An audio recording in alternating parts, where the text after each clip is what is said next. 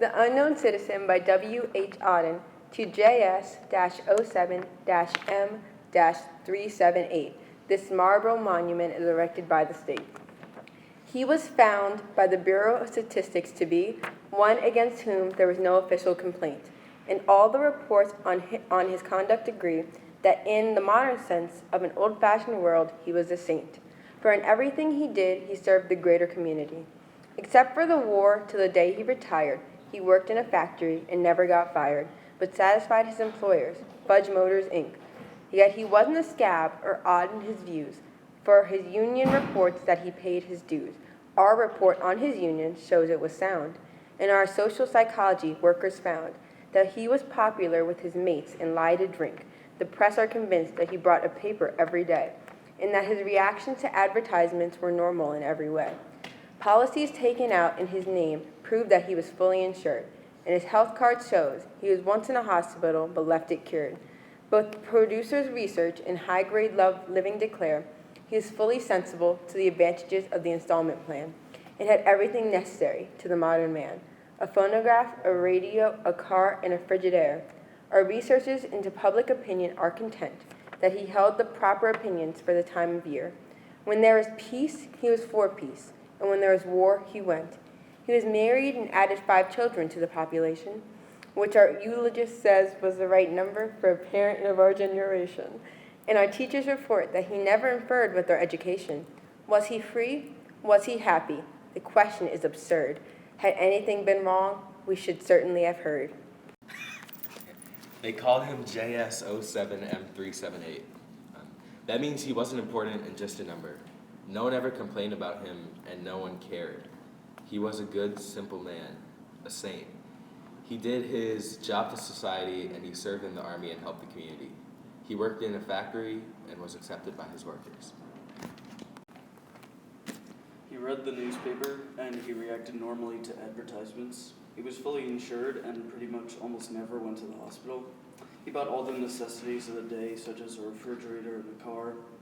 He held the right opinions about politics, and he had 5 children, which was apparently good for your generation.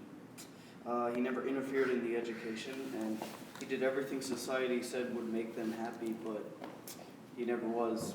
The government would have known if it didn't. The reference to the scab in a poem, so it says that he wasn't a scab. So when we think of a scab, we think of an annoying burden, and since he wasn't odd in his views, he wasn't against general accepted views of the society. So since he wasn't against these and just went with whatever the government said is right, he wasn't a complaint or anything. Nothing was wrong with him.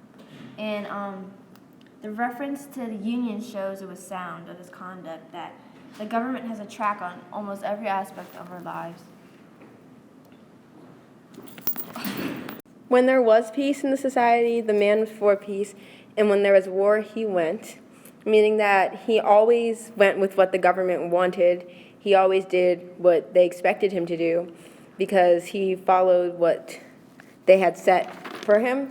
And when he was married, he added 5 children to the population, and people in the genetic guy said that it's the right number for his generation. So they're basically tracking how many children he has, they're tracking all aspects of his life and all aspects of other people's lives as well. And they also say that he never inferred with the education. Like most parents infer because they question whether their children are getting a good education, but it shows that he kind of laid low, he was low-key, he never really inferred with what they were doing. And the government official asks, was he free and was he happy? But then he realizes that it's a moot point because had he ever done anything wrong, had he ever been unhappy, had he ever been not free, then the government certainly would have known. Because of the formal tone and the reference to different departments, we assume that it is a government worker or official who is the speaker. So by describing how, from the government official's point of view, how pleasant the government was in his perception, it shows the exact opposite of how bad the government's influence and control over people's lives were.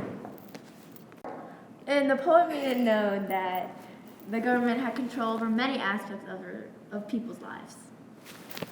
Auden satirizes the social class and like communist influence the government has on the people, also the worth of material things that we take in our society. He believes that like the way we do things and the way the government controls everything we do is really bad, and it shows in the mood and tone of the poem. For number 6, how would you expect a speaker to define them? A modern man in this society has a CD player, a radio, a car, and a refrigerator because those are just necessities that he needs to live out his day. And by that time, it was just normal stuff.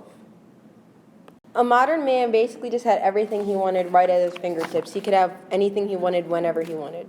The society these people live in is basically a dystopian society, meaning it seems perfect to all the outside people, but once you actually get into the society, it's not perfect because the people are just all controlled.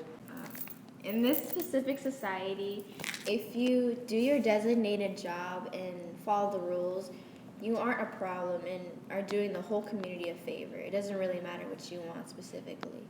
The government rules and keeps records on almost every aspect of our lives. There's a specific department to track statistics about you, and the government can record anything from your health to how many children you have.